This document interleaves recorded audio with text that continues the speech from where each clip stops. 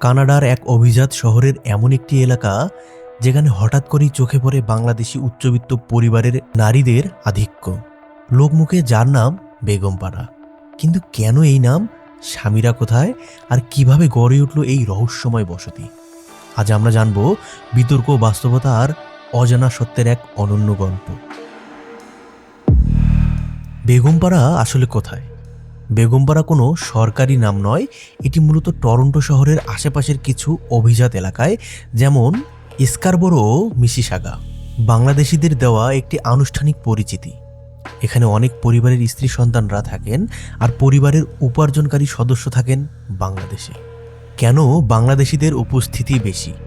এই প্রবণতার পেছনে রয়েছে কয়েকটি গুরুত্বপূর্ণ কারণ: উন্নত শিক্ষা ও স্বাস্থ্যসেবা, নিরাপদ ও স্থিতিশীল জীবন, সন্তানের ভবিষ্যৎ নিশ্চিত করা, পরিবারকে বিদেশে রেখে দেশে কাজ করার সুযোগ। এই বাস্তবতা তৈরি করেছে এক ধরনের দ্বৈত জীবন, যেখানে পরিবার ও উপার্জন ভিন্ন, দুই দেশে বিভক্ত।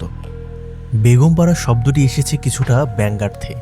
অভিযোগ রয়েছে কিছু প্রভাবশালী ব্যক্তি অবৈধভাবে অর্থ বিদেশে সরিয়ে কানাডায় সম্পদের পাহাড় গড়ে তুলেছেন, যেখানে বসবাস করেন তাদের পরিবার বা বেগমরা। এই বিষয়টি বাংলাদেশ পার্লামেন্টে আলোচনায় আসার পর শব্দটি ব্যাপকভাবে পরিচিতি পায়। তবে মনে রাখা জরুরি, সব অভিবাসী এই বিতর্কের অংশ নন।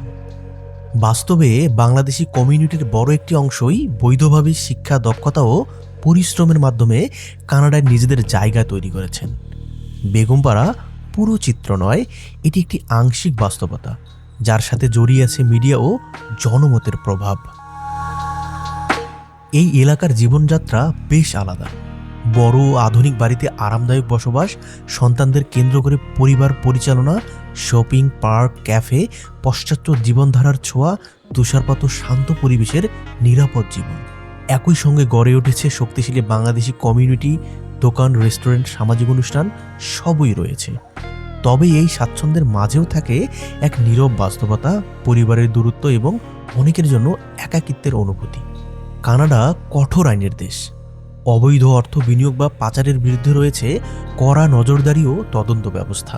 একইভাবে বাংলাদেশ থেকে অর্থ পাচার রোধে বিভিন্ন উদ্যোগ নেওয়া হচ্ছে। বেগমপাড়া একটি নামের চেয়ে বেশি কিছু। এটি একসাথে স্বপ্ন, বিতর্ক এবং বাস্তবতার প্রতিচ্ছবি। কেউ এটিকে দেখেন সুযোগ হিসেবে, আবার কেউ প্রশ্ন তোলেন এর উৎস নিয়ে। শেষ প্রশ্ন, আপনি কি ভাবেন? এটি বাস্তবতার প্রতিফলন নাকি অতিরঞ্জিত একটি ধারণা? আপনার মতামত কমেন্টে জানাতে ভুলবেন না।